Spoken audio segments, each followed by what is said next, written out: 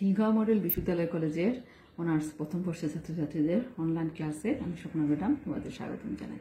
কেমন আছো সবাই? আশা করি ভালো আছো, সুস্থ আছো এবং নিরাপদে আছো। সুপ্রিয় ছাত্রছাত্রীরা, কোভিড-19 সংক্রমণ কিন্তু এখন আবারও বেড়ে গেছে। আমি আশা করব যে তোমরা সবাই স্বাস্থ্যবিধি মেনে চলবে এবং সৃষ্টিকর্তাকে সবসময় স্মরণ করবে। প্রিয় ছাত্রছাত্রীরা, আমি তোমাদের যে বিষয়টা পড়াই স্বাধীন বাংলাদেশের অভ্যুদয়ের ইতিহাস, এই বিষয়টার যে অধ্যায়ে আমরা ছিলাম মুক্তিযুদ্ধ 1971, এবং এই অধ্যায়ের যে টপিকসগুলো নিয়ে আজকে আলোচনা করব তোমাদের গত ক্লাসে বলেছিলাম, তা হচ্ছে স্বতঃস্ফূর্ত প্রাথমিক প্রতিরোধ, সংগঠিত প্রতিরোধ, মুক্তি ফৌজ, মুক্তি বাহিনী, আঞ্চলিক বাহিনী। তাহলে প্রিয় ছাত্রছাত্রীরা, আমরা আমাদের আলোচনা শুরু করি। স্বতঃস্ফূর্ত প্রাথমিক প্রতিরোধ 1971 সালের 26শে মার্চ বঙ্গবন্ধুর স্বাধীনতা ঘোষণার বিষয়টি জনগণ অবগত হওয়ার পর সশস্ত্র প্রতিরোধ গড়ে তুলতে যার যা ছিল তাই নিয়ে শত্রুর মোকাবেলায় রাস্তায় নেমে পড়ে। এদিকে 25শে মার্চ রাতে পাকিস্তানি বাহিনী অপারেশন সার্চলাইটের নামে সারা দেশে গণহত্যা শুরু করে। আমরা গত ক্লাস আলোচনা করেছি ডিটেলস। বাংলার সর্বস্তরের মানুষ পাকিস্তানি সেনাদের সঙ্গে সম্মুখ যুদ্ধে অবতীর্ণ হয়। বঙ্গবন্ধুর স্বাধীনতার ঘোষণার খবর চারদিকে বিভিন্ন স্থানে পৌঁছলে ঢাকার বাইরেও প্রতিরোধ শুরু হয়। দেশের বিভিন্ন স্থানে এই প্রতিরোধ যুদ্ধ হয়, অর্থাৎ দেশের বিভিন্ন স্থানে এই স্বতঃস্ফূর্ত প্রতিরোধ গড়ে ওঠে। 26 মার্চ থেকে শুরু হয়ে এই প্রতিরোধ চলে এপ্রিলের প্রথম সপ্তাহ পর্যন্ত। এরপর পাকিস্তানি বাহিনীর আক্রমণে এই প্রতিরোধ ব্যবস্থা ভেঙে পড়ে। প্রিয় ছাত্রছাত্রীরা,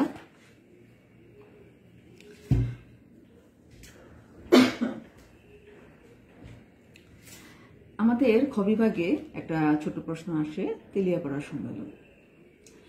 তেলিয়াপাড়া সম্মেলন আমি তোমাদের একটু সংক্ষেপে আলোচনা করছি। বিচ্ছিন্নভাবে প্রতিরোধ সংগ্রামে অংশগ্রহণকারী বাঙালি অফিসারদের সমন্বয়ে বাঙালি অফিসারদের মধ্যে সমন্বয় সাধনের জন্য 1971 সালের 4 এপ্রিল সিলেটের তেলিয়াপাড়ায় এক সম্মেলন অনুষ্ঠিত হয়। এই সম্মেলনে colonel Ataul Gani Osmani, major Khaled Mosharraf, major Shafiullah, colonel Abdur রবের মতো ব্যক্তিরা অংশগ্রহণ করেন। এবং সম্মেলনে কি হয়, একটা গুরুত্বপূর্ণ সিদ্ধান্ত হয়।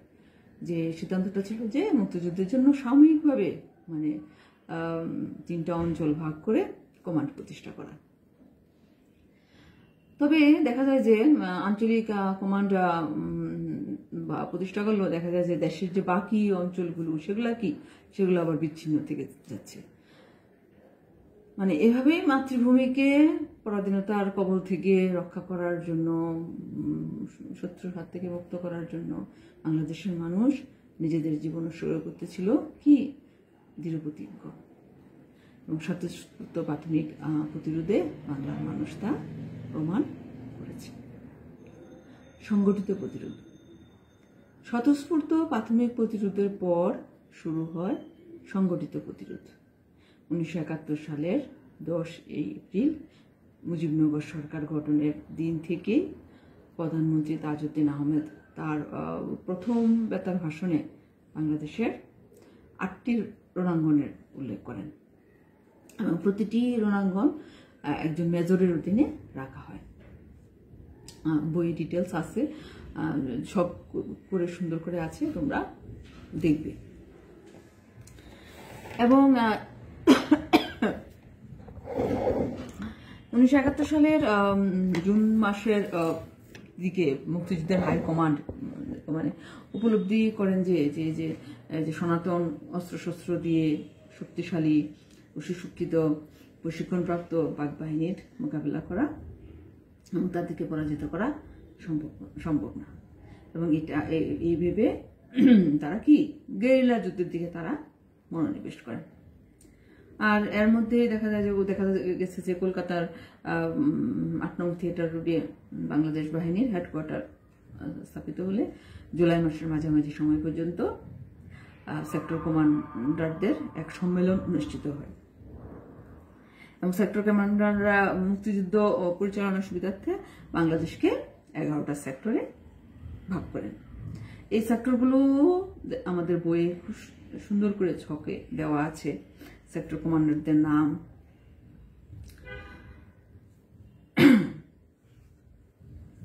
মুক্তিফৌজ, পাক বাহিনী যখন নিরস্ত্র বাঙালিদের উপর ঝাঁপিয়ে পড়ে তখন উপায়ন্তর না দেখে বাঙালিরা যার যা আছে তাই নিয়ে কি তাদের আক্রমণ প্রতিহত করতে থাকে, কিন্তু তারা বেশি দিন এভাবে নিজেদের টিকিয়ে রাখতে তারা পারেনি, মানে সক্ষম হয়নি। তারা তখন শহর এলাকা ছেড়ে গ্রামে গ্রামে ছড়িয়ে পড়তে থাকে এবং এক পর্যায়ে অনেক হতাহতের পর ভারতের সীমান্তবর্তী রাজ্যসমূহে গিয়ে আশ্রয় নেয়। প্রথম দিকে তারা সম্মিলিতভাবে ছাত্র, শিক্ষক, বুদ্ধিজীবী, শ্রমিক, কৃষক, যুবক, তরুণ সকলে কি পাক বাহিনীর আক্রমণ প্রতিহত করার জন্য দৃঢ় সংকল্পবদ্ধ হয় এবং গড়ে তুলেন এক বাহিনী যা মুক্তিফৌজ নামে অভিহিত হয়। কিন্তু তারা কিছুদিনের মধ্যে লক্ষ্য করেন যে ফৌজ শব্দটি একটি উর্দু শব্দ যার উৎপত্তি হয়েছে ফার্সি ভাষা থেকে। এই কারণেই সম্ভবত তারা সকলে একমত হয়ে ফৌজ শব্দটার পরিবর্তে বাহিনী শব্দটা নিয়ে আসেন, অর্থাৎ বাহিনী শব্দটা এসে যায়। তো এই কারণেই সম্ভবত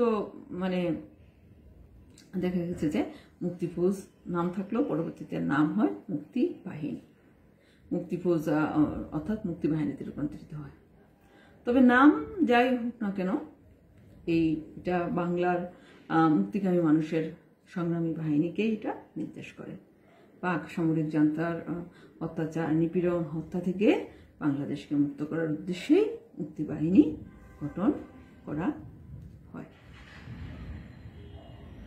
মুক্তি বাহিনী 1971 সালের 25শে মার্চ কালোরাত্রিতে পাক বাহিনীর বর্বর আক্রমণ ও গণহত্যার পর বাঙালি সেনা, ছাত্র ও সাধারণ জনতার সমন্বয়ে গঠিত হয় যে বাহিনী, তারই নাম মুক্তি বাহিনী। 26শে মার্চ স্বাধীনতা ঘোষিত হবার পর থেকে শুরু করে ধীরে ধীরে এই বাহিনী গড়ে উঠতে থাকে এবং এপ্রিল মাসের মাঝামাঝি সময়ে পূর্ব পাকিস্তান রাইফেলস এবং ইস্ট বেঙ্গল রাইফেলস এর সদস্যরা ভারতে পালিয়ে গিয়ে বাংলাদেশ সামরিক বাহিনী গঠন করেন এমএজি ওসমানীর নির্দেশে, অর্থাৎ তারই অধীনে। জেনারেল ওসমানী এই বাহিনীর সর্বাধিনায়কের পদে অধিষ্ঠিত হন। মুক্তি বাহিনী দুভাগে বিভক্ত ছিল, নিয়মিত বাহিনী এবং অনিয়মিত বাহিনী। নিয়মিত বাহিনী নিয়ে আমরা এখন একটু আলোচনা করব। ইস্ট বেঙ্গল রেজিমেন্টসের ইউনিটগুলোর সমন্বয়ে বাঙালি সৈনিকদের নিয়ে গঠিত হয় নিয়মিত বাহিনী। সৈন্যদের ঘাটতি পূরণের উদ্দেশ্যে আধা সামরিক বাহিনী যেমন পুলিশ, আনসার এবং যুবকদের পর্যাপ্ত পরিমাণে প্রশিক্ষণ দেওয়ার মাধ্যমে অনেক সংখ্যক নিয়মিত ব্যক্তিকে কি করা হয়, নিয়মিত বাহিনীর অন্তর্ভুক্ত করা হয়। এদের সংখ্যা প্রাথমিকভাবে প্রায় 10,000-এ গিয়ে দাঁড়ায়। তো ক্রমে কিন্তু তা বেড়ে যায়, ক্রমে বাড়তে বাড়তে দেখা যায় যে সেটা কি 18,600-তে উন্নীত হয়। মুক্তিযুদ্ধ চলাকালে বাংলাদেশ সরকার নিয়মিত বাহিনী হিসাবে সেনাবাহিনী, নৌবাহিনী এবং বিমান বাহিনী গড়ে তোলে এবং এই কাজ কিন্তু সম্পূর্ণ করতে বাংলাদেশ সরকারের বেশ অনেকটা সময় লেগে যায় এবং অক্টোবরের প্রথম দিকে 1971 অক্টোবরের প্রথম দিকে ভারতের জলপাইগুড়ি জেলায় বাংলাদেশ সরকার এক আনুষ্ঠানিক কুচকাওয়াজের মধ্য দিয়ে প্রায় 60 জন তরুণ মুক্তিযোদ্ধাকে দ্বিতীয় লেফটেন্যান্ট পদে কমিশন দেওয়া হয়। এরাই পরবর্তীতে বিভিন্ন সেক্টরে যোগদান করেন এবং তারপর ভারতের ডিমাপুরে গঠিত হয় বাংলাদেশ বিমান বাহিনী এবং এই বাহিনীর অধিনায়ক ছিলেন গ্রুপ ক্যাপ্টেন একে খন্দকার। খুব অল্প সংখ্যক পাইলট ও বৈমানিক নিয়ে এই বাহিনীর যাত্রা শুরু হয়। আর বাংলাদেশ নৌবাহিনী গড়ে ওঠে 8 জন সাবমেরিনার নিয়ে এক্ষেত্রে ভারত বাংলাদেশকে সহযোগিতা করে এবং নৌ কমান্ডো গেরিলারা এদের কৃতিত্বের স্বাক্ষরও তারা রাখে। অনিয়মিত বাহিনী যুবক, ছাত্র, কৃষক ও সর্বস্তরের জনগণের সমন্বয়ে গঠিত হয় অনিয়মিত বাহিনী। এই বাহিনীর অপর নাম ছিল বাংলাদেশ লিবারেশন ফোর্স। এর চলতি নাম ছিল মুজিব বাহিনী। মুজিব বাহিনী 4 জন আওয়ামী লীগের 4 যুব নেতার দ্বারা সংগঠিত হয় এবং বিএলএফ এর অপর একটি ভাগের নাম ছিল বিশেষ গেরিলা বাহিনী। বামপন্থী দল এবং তাদের অঙ্গ সংগঠনগুলো দ্বারা গঠিত হয়েছিল বিশেষ গেরিলা বাহিনী। এখন এই যে অনিয়মিত এই যে বা গেরিলা বাহিনীর আক্রমণের কৌশল ছিল কিন্তু সম্পূর্ণ ভিন্ন। মানে এই বাহিনী কি করতো, সংঘবদ্ধভাবে পাক বাহিনীর বিরুদ্ধে তারা আক্রমণ পরিচালনা করত এবং তাদের উদ্দেশ্য ছিল উদ্দেশ্য থাকতো সবসময় যে হঠাৎ আক্রমণের মাধ্যমে পাক বাহিনীর যথাসম্ভব ক্ষতি সাধন করা। এবং এই বাহিনীর আবার 3টা নীতি ছিল, যেমন পাকিস্তানি দুশোর, রাজাকার, আলবদর, আনসারদের চিহ্নিত হত্যা করা এবং এছাড়াও যোগাযোগ ব্যবস্থা বিচ্ছিন্ন করা, যাতে করে পাক সেনারা বিভিন্ন ধরনের সমস্যার সম্মুখীন হয়। হিট অ্যান্ড রান পদ্ধতি অনুসরণ করে বিভিন্ন অঞ্চলে অপারেশন পরিচালনা করা। মুক্তিযুদ্ধে গেরিলা বাহিনীর আক্রমণ ছিল পাক বাহিনীর জন্য আতঙ্ক স্বরূপ। মানে অনেক সীমাবদ্ধতা থাকা সত্ত্বেও দেখা গেছে যে গেরিলা যুদ্ধ সাফল্যজনকভাবে কাজ করে যেতে থাকে। মানে এতে কি জনগণের সার্বিক অংশগ্রহণও লক্ষ্য করা যায়। মানে দেশের সর্বস্তরের মানুষ স্বতঃস্ফূর্তভাবে অংশগ্রহণ করে, সকল স্তরের জনগণও তাদের সমর্থন দান করে। এছাড়া সারা বিশ্বের যে শান্তিকামী মানুষ যারা আমাদের স্বাধীনতা চেয়েছিল তারাও গেরিলাদের সমর্থন দেয়। তাদের ছিল দেশপ্রেমের আদর্শ উজ্জীবিত হয়ে অসীম সাহসিকতার সাথে শত্রুপক্ষের মোকাবেলা করা, মানে গেরিলা বাহিনী। গেরিলারা ভারত থেকে উন্নত প্রশিক্ষণ লাভ করে এবং বাংলাদেশের সর্বত্র তারা ছড়িয়ে পড়ে এবং পাক সেনাদের কাছে তারা ছিল আতঙ্ক।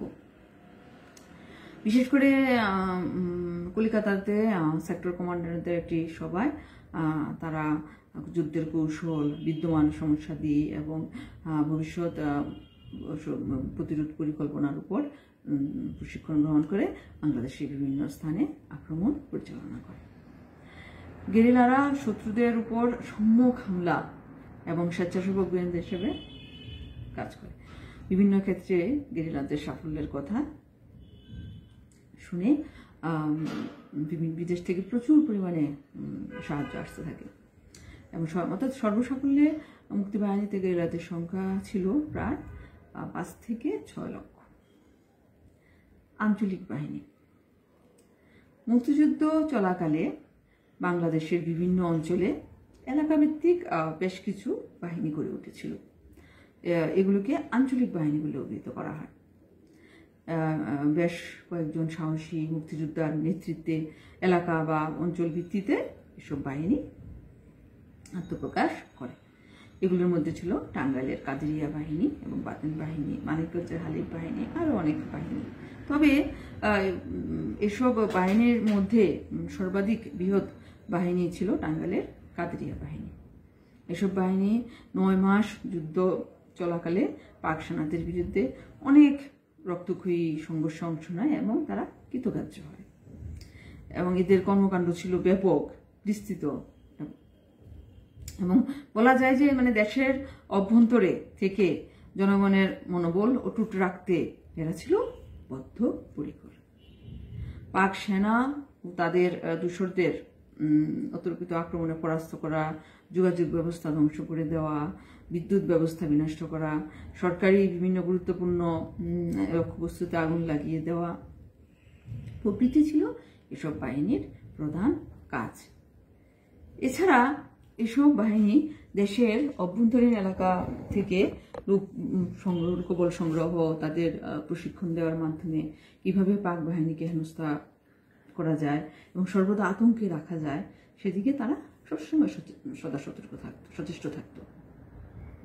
প্রয়োজন বুঝে এসব বাহিনী আবার স্বেচ্ছাসেবক বাহিনীও গড়ে তুলতে তাদের সাহায্য করত, যাতে করে তাদের কাজ সহজসাধ্য হয়। সবশেষে বলা যায় যে আঞ্চলিক বাহিনীগুলো মূলত গেরিলা বাহিনীরই একটি অংশ। তাহলে আমরা এখানে দেখলাম যে গেরিলা বাহিনীর অনেক অবদান হয়েছে 9 মাস মুক্তিযুদ্ধে। সম্মুখ যুদ্ধ 1971 সালের নভেম্বর মাসের মাঝামাঝি সময় থেকে মুক্তিযুদ্ধ একটা সুনির্দিষ্ট ভাবে প্রভাবিত হতে থাকে। তখন থেকে মানে বাংলাদেশ ভারত যৌথ বাহিনী গঠিত হয়। এই যৌথ বাহিনীর কমান্ডে ভারতীয় সশস্ত্র বাহিনী পূর্ব বাংলায় ঢুকে পড়ে এবং পাক বাহিনীর বিরুদ্ধে অবস্থান নেয়। মুক্তি বাহিনী এবং ভারতীয় সশস্ত্র বাহিনীর সঙ্গে পাকিস্তান বাহিনীর সংঘর্ষ বাধে। এভাবে মুজিবনগর সরকারের নেতৃত্বে মুক্তিবাহিনী ও ভারতীয় সশস্ত্র বাহিনী সমন্বিতভাবে পাক বাহিনীর সঙ্গে সম্মুখ যুদ্ধে অবতীর্ণ হয়, যার ফলশ্রুতিতে 90,000 পাকিস্তানি সৈন্য নিয়ে জেনারেল AKG নিয়াজি ভারতের ইস্টার্ন কমান্ডের জেনারেল জগজিৎ সিং আরোরার নিকট আত্মসমর্পণ করে। তাহলে প্রিয় ছাত্রছাত্রীরা, আজকে কিন্তু আমরা অনেকগুলো ছোট ছোট কিন্তু অনেকগুলো আমরা বিভাগের কোশ্চেন আমরা আলোচনা করেছি। এই টপিকসগুলো কিন্তু তোমরা বই দেখে তোমরা পড়বে। এগুলো কিন্তু আমি এই অনলাইনের এই স্বল্প সময়ের ক্লাসে তোমাদের আসলে এগুলো পড়ে বলে শেষ করা যাবে না। প্রিয় ছাত্রছাত্রীরা, মাঝে আমি তোমাদের একটা ক্লাস নিতে পারিনি। আসলে আমি শারীরিকভাবে একটু অসুস্থ ছিলাম। আমি এখনো পুরোপুরি সুস্থ হতে পারিনি। তো যাই হোক, তোমরা লেখাপড়া করবে, এটাই প্রত্যাশা। আর তোমাদের জন্য হয়তো একটা নির্দেশ একটা নোটিশ আসবে এরই মধ্যে, যে তোমাদের অ্যাসাইনমেন্ট জমা দিতে হবে। কলেজে দিন আগে একটা মিটিং হয়েছিল বিভাগীয় চেয়ারম্যানদের সাথে, প্রিন্সিপাল ভাইস প্রিন্সিপালের, যে তোমাদের নোটিশটা দিলেই তোমরা জানতে পারবে যে কী নির্দেশ রয়েছে তোমাদের জন্য। তাহলে প্রিয় ছাত্রছাত্রীরা, সবাই ভালো থেকো, সবাই স্বাস্থ্যবিধি মেনে চলো। সবাইকে ধন্যবাদ।